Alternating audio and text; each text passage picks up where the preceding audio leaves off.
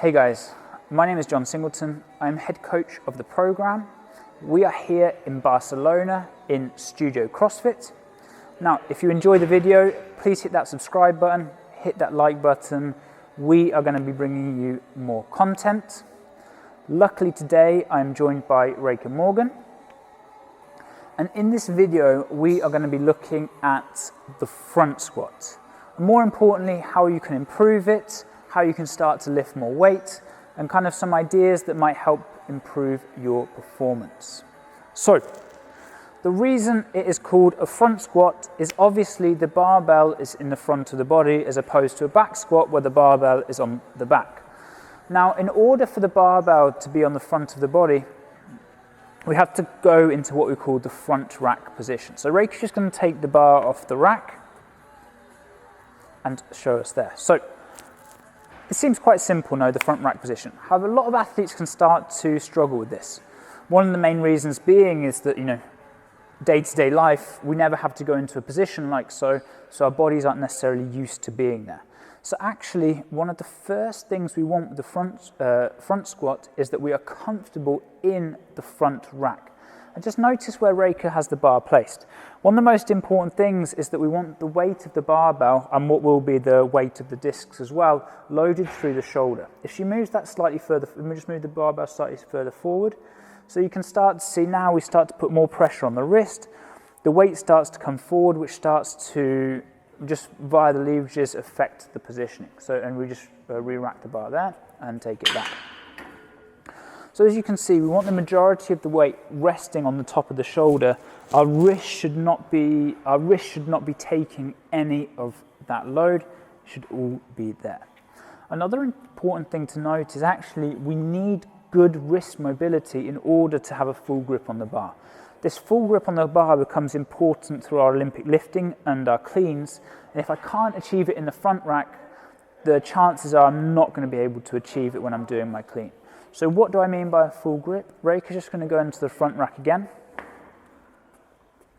And what we can see here is that all of her fingers are around the bar. This means she's going into a good position with the front rack. If you just relax the grip so the fingers come off. And what we start to see a little here is these fingers to kind of start coming out. People start moving here. Now, you can still achieve a good position on the shoulder, but it doesn't give us much control of the barbell, and also it's going to be affecting our clean. So you can just come in. So that full grip on the barbell is actually something that we look for. Now, if you don't have the flexibility in order to do this, it's going to affect your front squat and going to be affecting the positioning. So what you can actually do is quite simply spend a bit of time in the front rack. Often a barbell is too light for people, so we would recommend putting 2 10s on the side.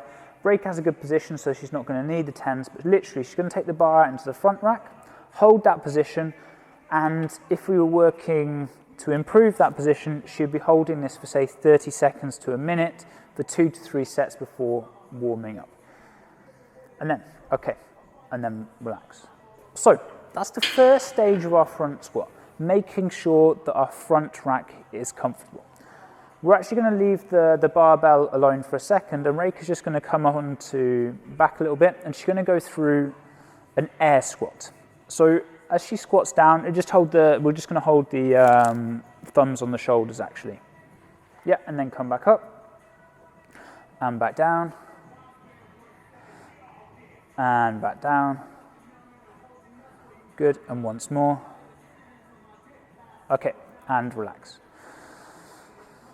So, the hard thing a lot of people find with the front squat is that because the barbell is on the front of my body, there's nothing to stop it going forward apart from having good front rack and the position of my torso. So if my torso goes forward, the barbell is going to go forward and I'm going to have no chance of making the lift. Now in the back squat, people can get away with that because obviously the barbell is behind, so I can use the strength of my back in order to move the bar. I'm not saying that's optimal, but it can be done. The front rack, that can't be done, and what we start to see are these really horrible positions where someone's kind of driving out the barbell, fighting with their arms, and all because they've lost this torso position.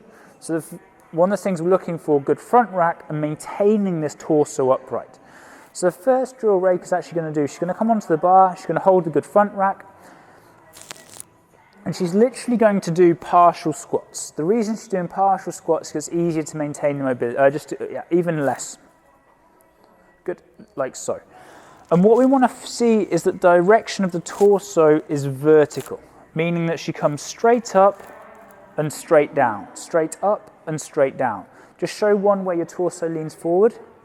So you can see now, the barbell's unloaded, it's only 15 kilos, but you can already see if this torso comes forward, it starts to put more strain on the wrist, and at a heavier load, it'll become a lot harder to maintain that. Yeah? So one of the key principles, the torso stays straight, and you can re-rack. Now, torso upright, good front rack position. We also need to think about where the weight is located on the feet. So if Reika just comes off the bar slightly. Now, in the front squat, what we want is the weight more or less evenly distributed and slightly to the front of the foot. We do not want the weight to be resting on the heels. That is going to make this lift extremely hard.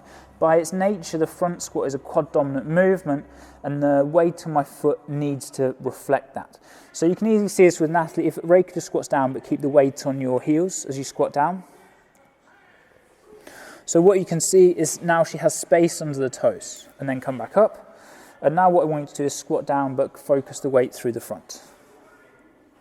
So now, I can't get my fingers under like before, but the heel is still on the ground. So we don't want the athlete coming too far forward, just lift the heel up onto the toes, that's not good. Or the athlete too far back, that's not good either. We want to be somewhere in the middle, weight relatively evenly distributed, even more so through the front of the foot. Yeah? So, good front rack position, vertical torso, weight evenly distributed, slightly towards the forefoot, but with the heel maintained on the floor. And now what we're going to start to do is put those together. So we're just going to give Reika a little bit of weight. I'm just going to grab 2 10s.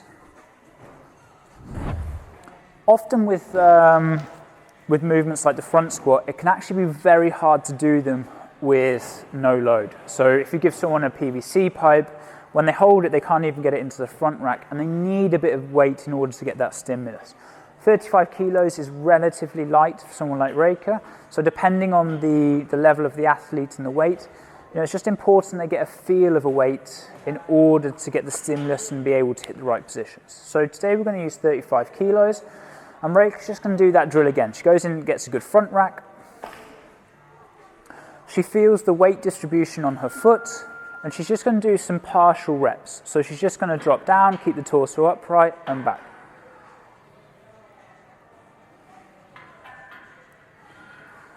Okay, and relax. We'll put the barbell back. So if I'm starting with a new athlete, this is actually where I would begin in the front rack, just so they're comfortable holding the barbell there.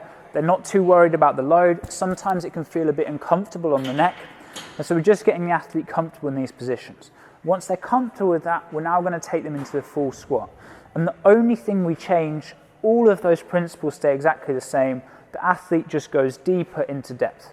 Now, the reason that this gets slightly harder is because our ankle mobility comes more and more into play.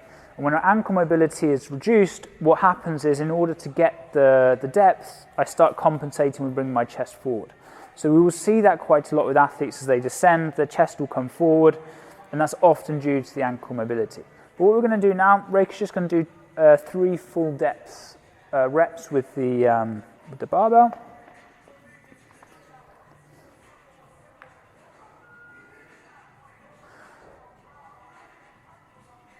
Good. And takes the barbell back. So there's important things, making sure you have a full front rack, making sure that the torso is traveling vertically, and making sure that the weight distribution on the foot is important. For athletes who really struggle with ankle mobility, there's a reason why the weightlifters wear weightlifting shoes, is because it really helps to keep the torso upright. And so with that athlete, they maybe taking him to weightlifting shoes is a good idea while you're working on the ankle mobility, so they can keep that upright torso. I hope you found the video useful. If you have any questions or comments, leave them below and we will get back to you. Thanks for watching.